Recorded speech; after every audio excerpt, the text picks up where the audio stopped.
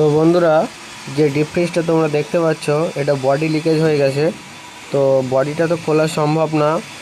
তো আমরা copper pipe নিয়ে এটা পুরো পাইপিং করব সুন্দরভাবে, যাতে খুব সুন্দরভাবে ঠান্ডা হয় এবং অনেক দিন যাবত চলে, আগের মতো ঠান্ডা দিতে পারে।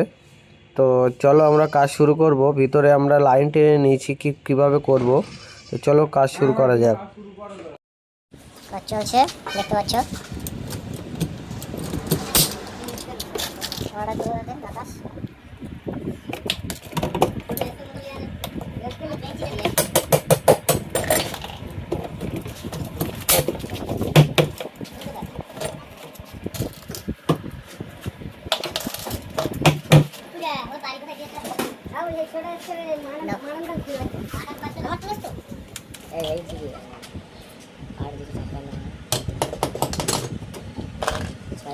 কি করছো রাকিব?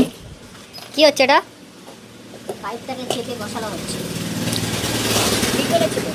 সুন্দর।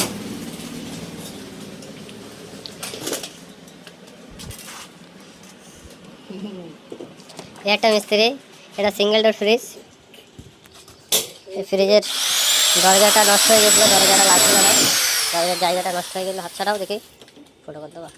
এই যে দরজার জায়গাটা তৈরি করা হয়েছে।